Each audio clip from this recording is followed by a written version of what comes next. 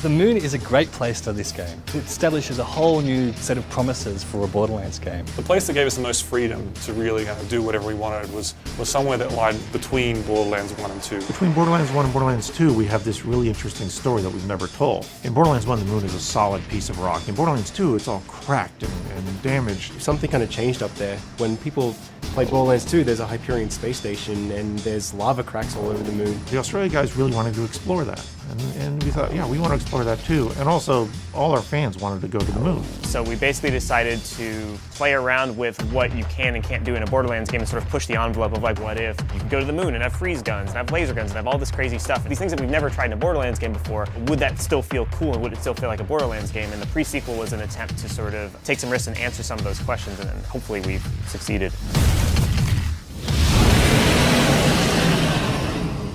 Yeah, because I did notice in my testing as well that if you like blood rushed up at a guy with a jetpack or something and you missed because he moved out of the way, you can get some serious height, which is very fun, but maybe the art guys will kill us if we let it play. Even before we started working on Borderlands, as we saw message boards and everything, like people wanted to go to the moon. That was our very first goal in this game. It opened this massive wealth of opportunities of us to kind of change up the gameplay. It's the same Borderlands gameplay they really, really like, with some new twists that actually change the game more than you would think. Yeah, you can jump really high, you can use the oxygen for jetpacks, you can use laser weapons for the first time in a Borderlands game. And those are the really fun things that you could only do on the moon. We should do some sort of weird Easter egg if you hop in through there. Oh yeah, if you could like make it up here and like jump around from piece to piece and somehow avoid all the lava explosions. Yeah, it could be pretty sweet. It's actually Claptrap, he's hiding back there. Right. The low gravity feels completely different. It adds this completely new dimension to the gameplay and it changes up the combat spaces. It's giving our level designers this freedom to kind of go crazy from their imagination. We didn't want to just kind of have like, floaty jumps and then have people like stuck in the air for ages and things like that. And we did like a playground early on to try and work out how we could make gravity a really interesting and fun dynamic, and looking at creating levels with a lot of verticality and a lot of platforms that were high up. And after our initial kind of experiments, we just kind of settled on something which actually turned out to be really fun.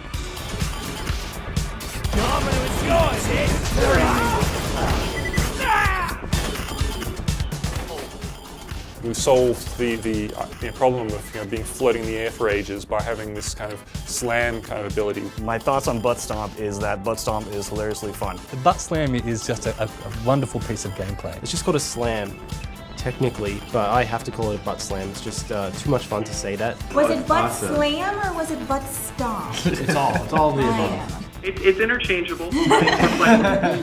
There's nothing like being in the air and being able to just drop down on somebody and stagger them and do a couple shots and headshots and suddenly they go down, and it's just a blast. Send our meanest, grittiest men to grind a Vault Hunter to meaty dust. Was already on it. The cryo weapons have been a really fun one for us to implement. One of our programmers really early on was really keen on creating some kind of ice-shattering kind of tech. We actually have this really cool system that will freeze enemies. So initially when you start shooting them, they'll start to slow down, they'll start turning a little bit blue, but then you can actually freeze them solid. And if they're frozen solid and you get their health low enough, you can actually shatter them. You can either run into them and melee them, they'll shatter into these beautiful ice shards floating off. But also one of my favorite things to do is freeze someone from above, then slam down and shatter them. And we'll also work with like laser weapons, where if you have a laser and you slice through a guy that's made of ice, it'll actually fall apart into two pieces. So that kind of combined with the low gravity and other things, it's really changing the way that you play Borderlands, and I think players are going to really like it. They're really going to enjoy it, and the payoff is going to be huge for them.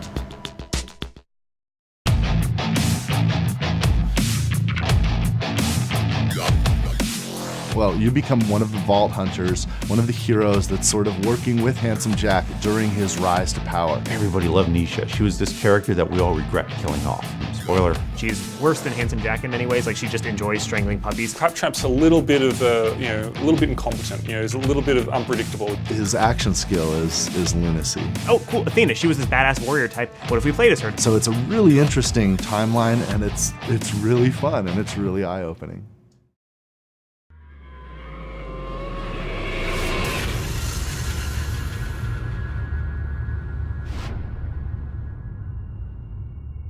You coming?